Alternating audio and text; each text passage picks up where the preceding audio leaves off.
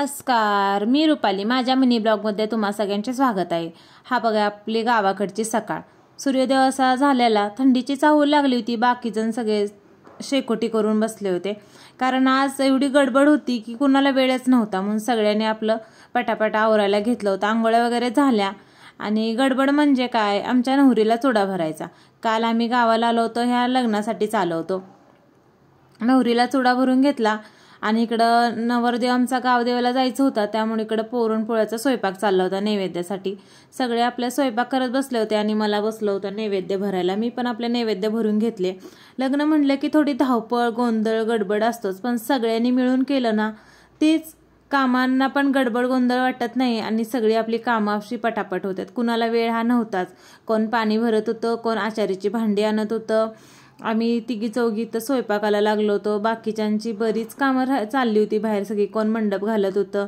सगळ्यांनी कामं अशी सगळ्यांनी वाटून घेतली ना की आचार्याच्या हाताखाली वगैरे काही वाटत नाही. इकडं झालं तर जातीपूजनचा मुहूर्त. जातीपूजनला थोडा वेळ होता, म्हणून म्हटले तर मेढ्याचं आपण पूजन करून घेऊया, म्हणजे आपल्याला जातीपूजन करायला आपण मोकळं.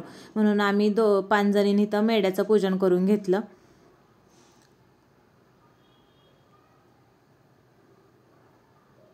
परत आत आलो. आता थोडंसं डेकोरेशन मगाशी राहिलं होतं, ते पूर्ण केलं. म्हटलं आता बायका आलं की काय करता येणार नाही, म्हणून आपलं हळद दळायला म्हटलं बरं, म्हणून असं साधं सिंपल असं जात्याचं डेकोरेशन करून घेतलं.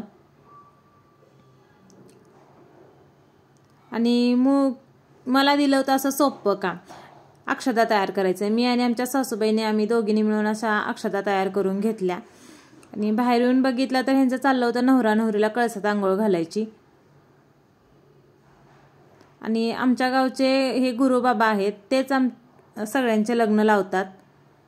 कळसात आंघोळ वगैरे घालून झाली आणि आता नवरा नवरीला हळद लावायची होती.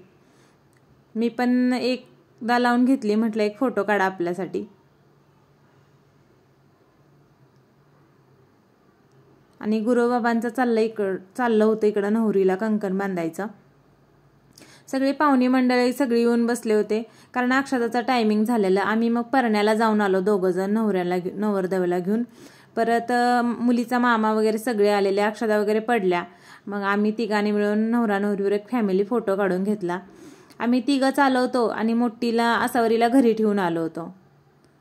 जेवण वगैरे झाली, आता संध्याकाळी जाण्याची वेळ झालेली. आम्ही बसलो होतो आमच्या घरच्या कट्ट्यावर आणि आमच्या छोट्या नंदुबाईची मुलगी आता होकार टाकत्या ना, त्यामुळं हा हू बोलत असते सारखी तिला.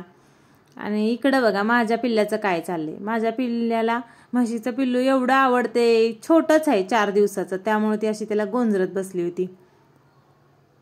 व्हिडिओ आवडला तर लाईक करा, कमेंट करा आणि सबस्क्राईब पण करा. बाय.